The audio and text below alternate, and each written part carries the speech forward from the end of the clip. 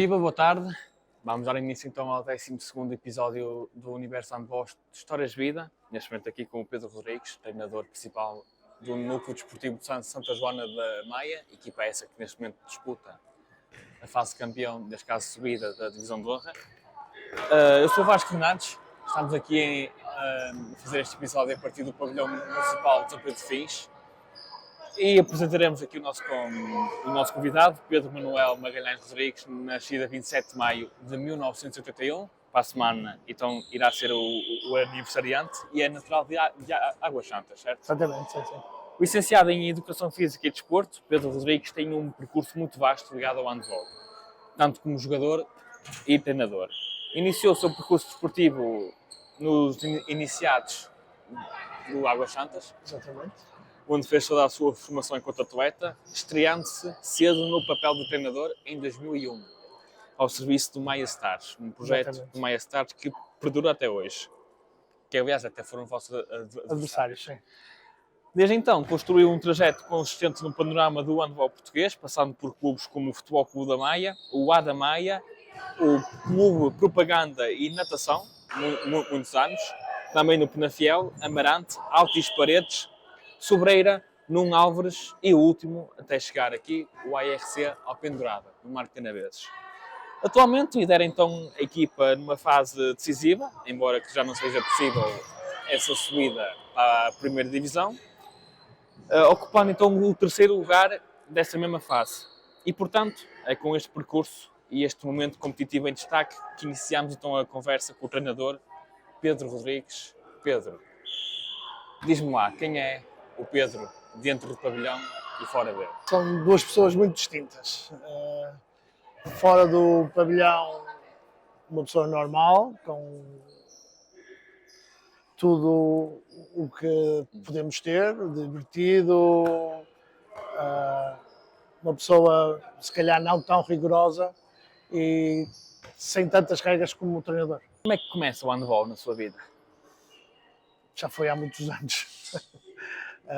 Esse amor. Já vem com influência, o meu pai já tinha jogado handball, não tinha jeito nenhum para o futebol, estudava na escola de Águas Santas, havia muitos colegas que já praticavam handball no Águas Santas e acabei por ir lá treinar e a partir daí foi até hoje. Sempre se imaginou ligado ao desporto, mais concretamente ao handball? Não só, durante o meu percurso escolar não pratiquei só handball, também fiz muita natação, pratiquei até atletismo no desporto escolar e fui experimentar vários desportos, daí nasceu o bichinho da educação física, que desde o 9º ano tive que mudar de escola e para logo seguir desporto, educação física e desporto, que sempre foi o meu objetivo. O Pedro é de Águas Santas, ou seja, uma equipa, uma das equipas mais tradicionais no panorama do handball português. O que é que o Águas Santas representou na sua formação enquanto atleta? O Águas Santas ensinou-me muito, além dos valores e princípios, ensinou-me a saber estar no desporto. Eu não era um atleta por aí além, tive muitos colegas meus que conseguiram vingar, gostava muito de jogar lá, e naquela altura o Águas Santas não é o que é hoje. A potência que é hoje. Cresceu muito, ainda bem que cresceu, mas ensinou-me alguns princípios que até hoje trago. O que é que levou ao Pedro tão cedo a passar de jogador para treinador? Em 2001, neste caso. Entrei na faculdade em desporto, tinha uma componente prática muito grande, começou a ser difícil conciliar, apesar de eu morar em Águas Santas e estudar no Castelo da Maia, no Ismael, parece muito perto agora, na altura eram 13 autocarros. Lembro que tinha aula às 8 da manhã e treino acabava às 10h30 da noite. Como não tinha muito jeito, acabei por seguir para desporto e logo no primeiro ou segundo ano fui convidado para integrar ali a equipa do Maia Stars, que se estava a formar na altura. Essa transição de atleta para treinador foi simples ou um bocado difícil? Foi simples, porque lá está, os ensinamentos que eu trazia, as vivências que eu trazia foram-me ajudando a construir o Pedro treinador. Agora entrando então nesse teu primeiro projeto, o Maia Stars, Que memórias é que guardas desses tempos? Foi uns anos de muita aprendizagem. Tinha pessoas lá que eram muito capazes, que ainda lá estão. O Ribas, que tinha sido meu treinador no Águas Santas. A professora Raquel, que também trabalhei com ela lá há muitos anos. E foram uns anos de aprendizagem que me levaram a construir aquilo que eu sou hoje. Em cada clube que passei, fui sempre somando algo que me fez crescer. E olhando para o seu percurso, tem uma notável carreira, passando por muitos clubes. O que é que destaca mais dessa caminhada? O que é que aprendeu mais ao longo dos anos, como treinador? Em todos os clubes fui aprendendo algo. Tanto na vida como sendo treinador, quando deixar de aprender vai ser um problema. Não posso destacar nada em concreto, mas o percurso que vamos fazendo vai-nos acrescentando. Só assim é que podemos crescer, aprendendo coisas, e todos os dias vamos aprender, seja com alunos, seja com atletas, seja com os nossos colegas, estamos sempre a aprender. No dia em que paramos de aprender, vamos ter um problema. E o que é que muda num treinador ao longo de tantos projetos diferentes? Temos que nos adaptar. Sim. Temos que nos adaptar consoante os objetivos da equipa, consoante a própria equipa, e aqui o Santa Joana é um caso desses. Eu vim de um clube que era extremamente rigoroso, não quer dizer que o Santa Joana não o seja, mas tinha outro tipo de regras, e cheguei aqui e tive que me adaptar ao Santa Joana, que já era uma equipa que já vinha de alguns anos, e eu tenho que me adaptar às minhas atletas da mesma forma que as minhas atletas se vão adaptando a mim. E aí está a aprendizagem que falámos há pouco. E há alguma experiência mais complicada, mais difícil, que o tenha feito crescer? O primeiro ano de Arca, uma equipa que tinha os seus pergaminhos já feitos, equipa de primeira divisão, que sofre uns cortes financeiros muito grandes, e enfrentámos uma primeira divisão com uma maioria de atletas sub-18. Sempre treinou feminino? Não. As passagens por o antigo Futebol Clube de Maia, o Ismael foi masculino, o Penafiel também eram masculinos, o Amarante também masculinos, o Alto e masculino, ou seja, se calhar até foram mais masculinos que femininos. Só o Alpendurada é que foi feminino? Não, também o Penafiel? Não, o Penafiel foi masculino, foi o Sobreira, passagem para o feminino, inicialmente com o Maia, depois Recarei, o Nuno Álvares, Sim. e depois Arca e Santa Joana. O que é que levou ao Pedro a aceitar o projeto do Santa Joana? Essencialmente levou-me a querer experimentar algo novo. Além da localização geográfica, que para mim foi importante, senti a necessidade de um projeto novo, uma equipa completamente diferente da anterior, mais madura, mais experiente, e senti essa necessidade de abraçar um projeto que não fosse semelhante àquilo que eu estava inserido. E o que é que encontrou quando chegou ao clube? Encontrei um conjunto de atletas realmente com experiência no handball, que sabem estar, que sabem os momentos certos de leitura de jogo. Uma equipa mais madura, digamos assim. Como é que descreveria o grupo que tem atualmente? Um clube em crescimento. Um clube em nítido crescimento, onde tem uma aposta muito forte neste momento na formação.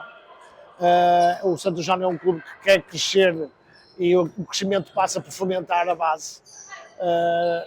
Além disso, queremos acrescentar às séniores elementos vindos da formação, mas para isso é preciso trabalhar muito cá em baixo. Considera que fez uma boa época?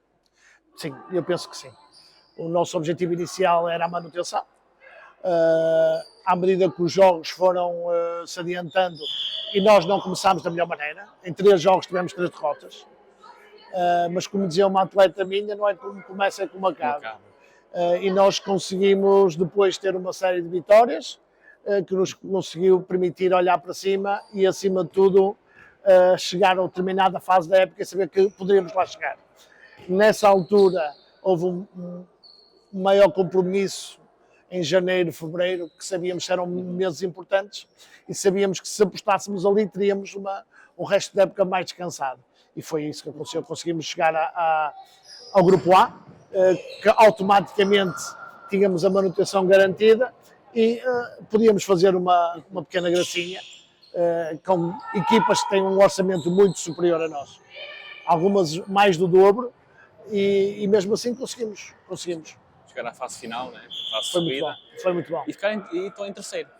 Neste momento em quarto, estamos em quarto. O que é que define a sua equipa? Não só no Santa Joana, mas ao longo destes últimos anos As de minhas carreira. equipas, o que é que define? Essencialmente, equipas que dão tudo em campo. Equipas que têm a garra e a atitude necessária para lutar até ao fim. Aliás, no meu quadro técnico, o lutar até ao fim e a garra e a atitude estão sempre presentes, que é para poder ser lido a qualquer altura. E quais foram os maiores desafios a esta época para o Santa Joana e para o Pedro e para a sua equipa? Inicialmente, construir uma equipa. O Santa Joana teve muitas atletas que saíram, as que ficaram, algumas transitaram no ano anterior, outras foram surgindo aqui, e construir uma equipa. Construir uma equipa que tinha a sua decalagem, as suas diferenças, e depois, ao longo do ano, conseguir ir evoluindo como equipa. E penso que foi um objetivo concretizado. E que identidade de jogo é que tentou implementar aqui no Santa Joana? Ou implementou, de facto? Elas já vinham com uma identidade e eu tive lá estar que me adaptar a elas e elas adaptar-se às minhas ideias. Eu gosto muito de fazer transições rápidas e contra-ataques rápidos. No entanto, a determinada altura da época, isso não foi possível, tivemos que nos adaptar, mas essencialmente uma equipa que defende bem era uma premissa que eu tentei incutir nela. Que balanço faz apenas da fase final? Como disse há um bocado, o objetivo era ficar na divisão de honra, mas depois surpreenderam e foram para a fase final. Como é que avalia? Eu só posso dizer que o balanço é positivo. A partir do momento em que nós chegámos lá, o nosso objetivo foi jogo a jogo. Jogo a jogo, tentando e ganhando. Conseguimos ganhar 2 jogos. Ainda nos falta um. Vamos ver o que é que podemos fazer. Mas foi bom. Foi bom. Como é que é gerir a pressão nesta fase da época? Nesta posição em que eu estou é fácil. A pressão estaria do lado das outras equipas. Conforme disse anteriormente, orçamentos grandes, muitas contratações. A minha equipa era uma equipa que o objetivo era manter-se na segunda de honra. A partir do momento em que o objetivo foi conseguido, em fevereiro, março, a pressão passou para o outro lado. E penso que isso será uma grande vantagem relativamente às outras equipas. Os 2 jogos que ganhamos, que foi ao Feirense, é uma equipa que está sob pressão constante, onde houve um grande investimento. Em 18 jogos, penso que perderam um e empataram outro. E nesta fase final ainda não conseguiram ganhar nenhum. Penso que a pressão aí estava no desporto. E houve alguma fase desta fase final, e mesmo da fase de liga, em que a equipa acreditou que poderia mesmo subir divisão? Nós nunca deixamos de pensar no próximo jogo e o objetivo é sempre ganhar. Exatamente. Óbvio que sabíamos que era um objetivo muito difícil, não é? Mas se nos fosse permitido, se conseguíssemos, se tivéssemos ganho mais um jogo, se calhar estávamos a olhar para este último jogo de outra maneira. E que tipo de treinador é que o Pedro é no dia-a-dia? Eu não gostava de ser meu atleta. Mas assim, tento dar sempre o melhor, tento ter consciência que nem sempre pode ser da maneira como nós queremos, mas também não deixo de querer tirar o máximo partido de cada uma delas. Como é que é gerir um balneário? Com muitas Feminino ou jogadoras masculino? no feminino. Feminino é mais complicado. É mais complicado, outra sensibilidade, é preciso saber e entender que nem sempre podemos fazer determinadas situações, temos que ter consciência que a nossa maneira de estar dentro de um balneário feminino tem umas limitações que no masculino não tem. Nada contra, nem nada a favor, é preciso saber estar. Falou agora aproveito agora esse tema, o handball, falando do masculino, está na sua melhor fase sempre em Portugal. Isso acontece a partir da formação, não é? O Pedro já trabalhou com formação, de certeza. Sim, sim. Como é que se formam miúdos assim, no handball? Formam-se primeiro pessoas. Primeiro formam-se as pessoas. Depois passamos para um plano desportivo. Nenhum atleta, seja de handball, basquetebol, voleibol ou futebol, vai ter sucesso se não souber correr, saltar, pinchar, agarrar uma bola, brincar. E depois é que passamos para a vertente de atleta. Nem todos chegam lá.